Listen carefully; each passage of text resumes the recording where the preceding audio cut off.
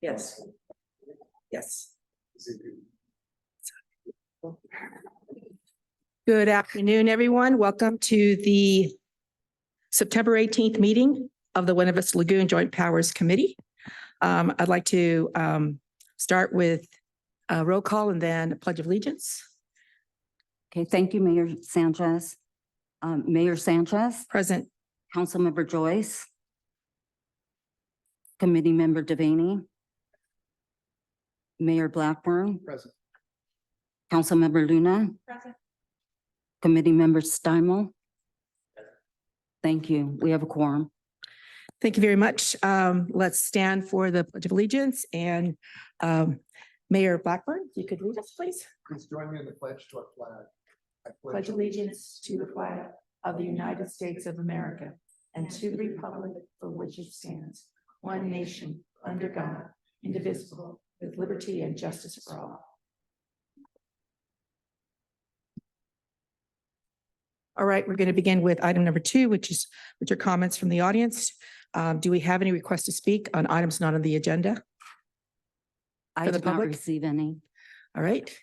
Anyone wishing to address the committee on items not on this agenda? We're a little more informal here. I don't see anybody rising, so okay. So we have no request to speak. If the record reflect that, there were no requests. We have the minutes from the prior meeting for March 20th. Do we have a motion to approve? I'll make the motion. Okay, I'll go ahead and second that. Do we have the votes?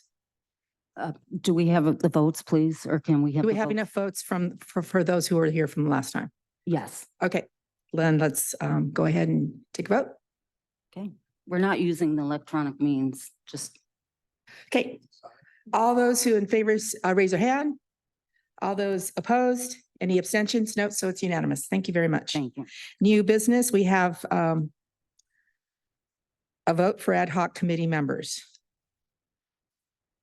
Okay, on this one, I'd like to turn it over to Jamie or one of our Carlsbad staff members. Again, I apologize, I'm new to this, so I was not given any information on this item number. Thank you. That's fine. And Ms. Timberlake? So this item was discussed in the March 20th meeting.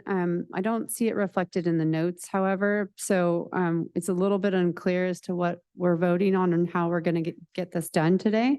But we do have ad hoc committee members present, so we could begin. Right, and I'm trying to remember this. It's not a word is coming to my mind. So I wonder if we can continue this to next meeting, unless there's an objection and we have someone who remembers this certainly more than I do. No? Okay, then let's just go ahead and continue it. And if we don't have any real definitive, like, oh yeah, then we could just leave it off the future agenda. No problem. Thank No you very much.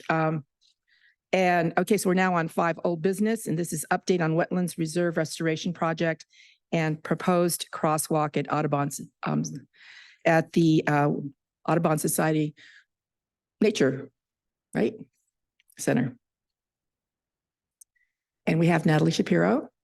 Thank who you, is- Mayor Sanchez and JPC members. I just have a quick update on our wetland reserve restoration project. I know I went into more detail in the last JPC meeting. Basically, we've been spending a lot of time reworking the design to fit. Excuse me, my mouth is dry today. We've received comments from our board members and neighbors about some ideas on how to improve the project. So we are working through the design issues, and that's about where we are right now. And as far as the crosswalk, I don't have any updates. I know that the city of Oceanside, Mayor Sanchez was working on assessing the site to see where might be a good location. And so I don't have any updates. I haven't talked to staff, so maybe I should follow up or something to that effect. I can provide. Thank an you, Ms. update if you'd like. Shapiro. And basically, if you could stand by in case somebody has a question about with respect to the Buena Vista Audubon Society. But with respect to staff, Ms. Timberlake, do you have an update on the crosswalk? The city of Oceanside did set aside $20,000 for a study. Yes, I have an update. So the study to provide a crosswalk connecting Buena Vista Lagoon Nature Center to the future established trails was included in the CIP fiscal year 23-24 budget, which was approved in June 2023. And this study has been assigned to a CIP staff member now. That's all. Thank you. Well, that's the update for now. I know just a couple of words on this.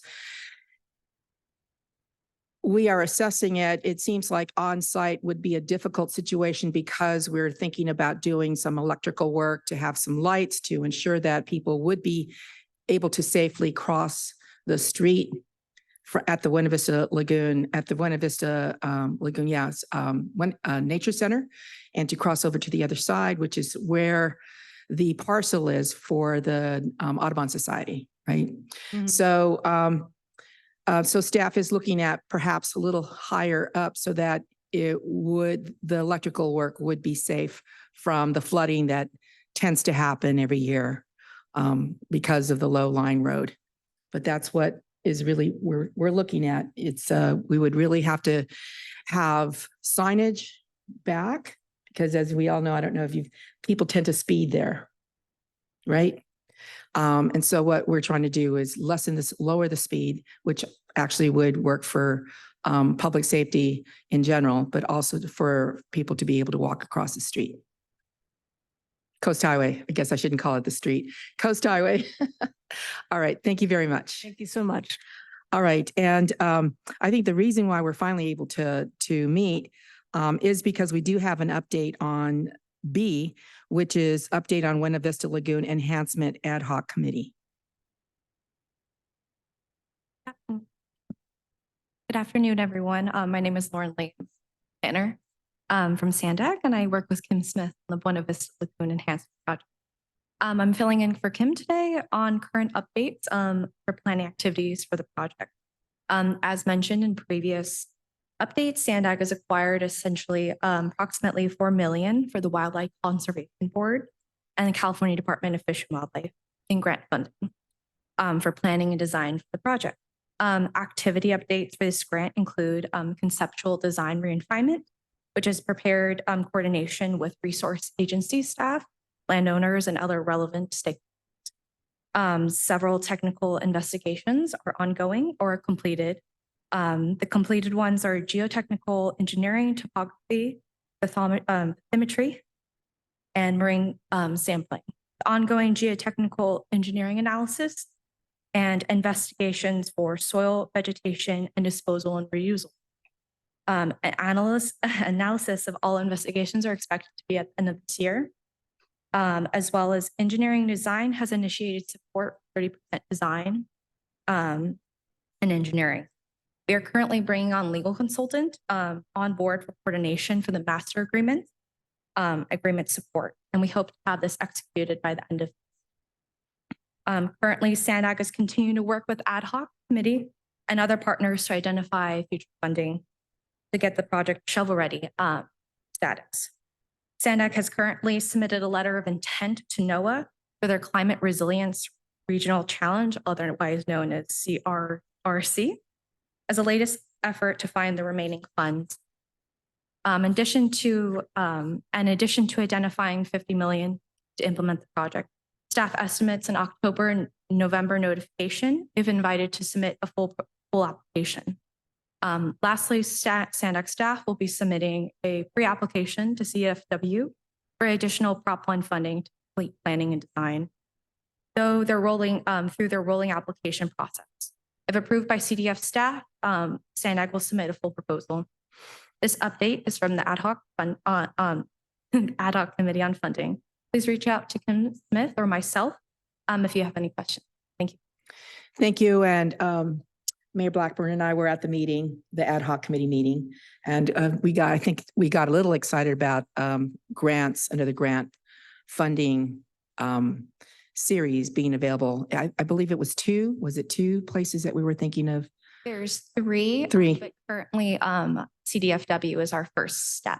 Right. And then it would be, I believe, coastal conservancy and then the rest. So depending on what we're allowed to submit for. Yeah. Right, and it sounds like funds are available right now. So it's really, really critical that we make these applications at this time. So we're ready to sign letters of support, right? Yes. Thank you. Any requests to speak from the public on this item? No. Anyone wishing to address this issue right now?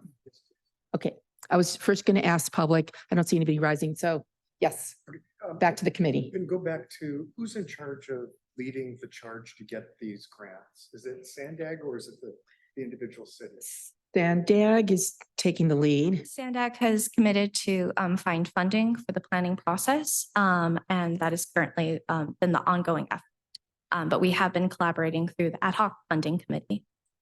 So as cities, the only thing we have to do is when you let us know it's time to write a letter, we write a letter. Yes, I think additional talks in the future, once most of the planning funding sources have been secured, I think is what the discussion for Kim Smith. Right, so it's important at the mayor level and then also at staff level, right? So this is a kind of a coordinated effort, but Sandag taking the lead, which we very, very much appreciate. So thank you. Thank you. Any other questions? Any questions? All right, next item is a update on, this is C, update on Buena Vista Lagoon Cattail Control Ad Hoc Committee. Did we have any meetings? Mayor, happened? I can speak on this item. I received an email from Tim Dillingham. Just give me a second to open up my email. Just saying that staff will be preparing to work on the various areas previously cleared to remove the regrowth starting in October. So that is the only update we have from the ad hoc cattail control committee. And they did not meet since we last met back in March. Thank you. And do we have, who is the new person at California Fish and Wildlife? Tim Dillingham will now be Okay, Tim. leading that ad hoc committee. Do we have any requests to speak from the public on this item? I did not receive any. Thank you. So I'll put it out there. Is anybody wishing to speak on this item? No, I see no one rising to one of the podiums. Take it to the committee. Anybody wishing to address this issue? No? Okay. Thank you. Okay, we're now at committee member comments. Do we have any comments from the committee members? Yes. Out loud. I just wanted to go back to the crosswalk for a second, and as was mentioned, Coast Highway is, a speedway, and is there consideration when the crosswalk is being discussed to maybe change the speed limit or do something to slow down traffic? Because this crosswalk all by itself sounds pretty dangerous. Right, I think staff is looking at everything, all of the above. Ms. Timberlake, can you address that question? If you know. I don't think there's been an update on that, but I can provide that information to the assigned staff. Thank you, Mr. Stimmel.